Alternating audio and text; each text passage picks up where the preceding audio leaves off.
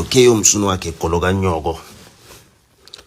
kanyoko msunu wakho uK.O msunu wakho mzobukela le video msunu wakho mgodoyi all on the timeline running up and down tweeting this and that.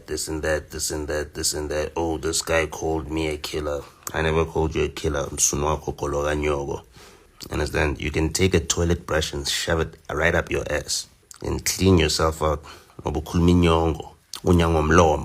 Take a toilet brush, put it up your ass, uyifake nedomestos, uzibhede golo kanyoko, uzibhede zibhede golo kanyoko, K.O golo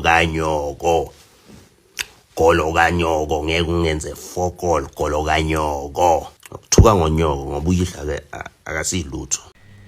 Hello guys, welcome back to Chef the Soul TV News. Welcome back to my YouTube channel. If you're new, please don't forget to subscribe to this channel and also like this video. So guys, I know abantu abaningi are wondering ukuthi ngempela ke kwenzeka kanjani noma ke sifika kanjani la sesikhona njengamanje njengoba ke uNota ethuka esho zonke lezi inhlamba ayishoyo ke as director kuyena ke uK.O. So lapha uK.O on X uke waposta wenza ipost nje before lo efisela abantu ama holiday ke amnandi ke yabo right and ke wakhuluma ngama struggles akhe ukuthi ke yini kahle ke abhekana nayo before izinto ezama challenges after ke ukusuka kwabo ke kwi group le yana ke abantu bemzondela ukuthi ke yena ezike mhlambe ke umuntu osekwaze ukuyimela up to this far ukwaze kanjani ukwenza kanjani lokho yabo. So kwaba ukuthi ke uyaqhubeka uyaphusha ngokwencazelo ke iyalento ke ekade ibhalile kwe statement akade isibhalile ku X kodwa ke kuye kwahamba kwabonakala ke ipost lapha ya I think i-comment on this post eyenziwe uyena ke uNota ube responder noma ngizothi ke ube phawula nje mayelana ke nokade kubhalwe uyena ke uK.O. So into eshiwo uNota lapha uye wa comment kanje, not forgetting you watched CCTV footage of your precious little brother get given a wedgie while your so-called friend and collaborator got lined outside one of your favorite Durban hangout spots, posting RIPs like your own blood failed at the job you got for him.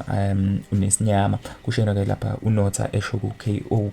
I think ke ngoba futhi ke uK.O bebalulene ukuthi ubethe lapha uyabhala wasethi ke lapha ngasegcineni ke rest in peace aka.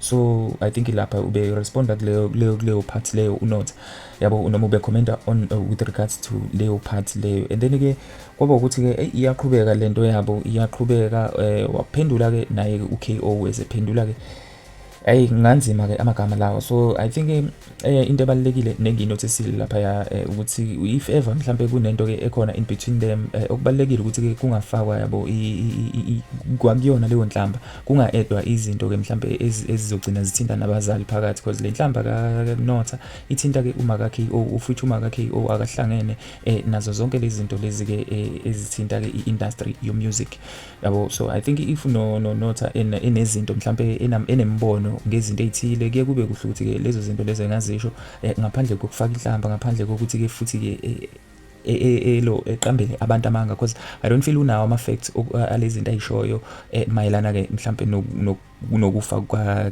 aka.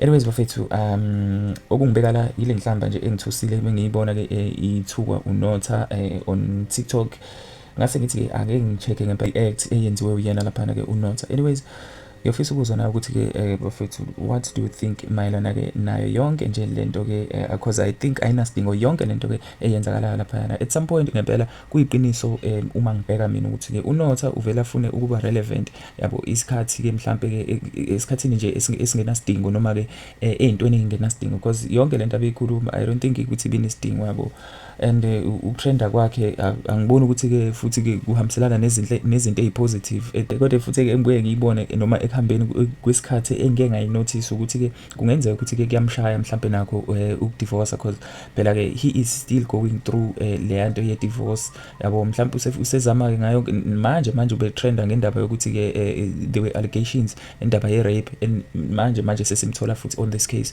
So I feel like mhlambe kuningi ukuhamba noma kwenzakalayo emqondweni wakhe Anyways, bafethu kuningi esingakusho. Don't forget to subscribe and do comment on the section. What do you think ngendaba ke yokuthuka kwakhe ke lapha ke uK.O uNota ethuka uK.O and using amagama athinta ke umaka K.O. So don't forget to like this video. Thank you very much. Danko.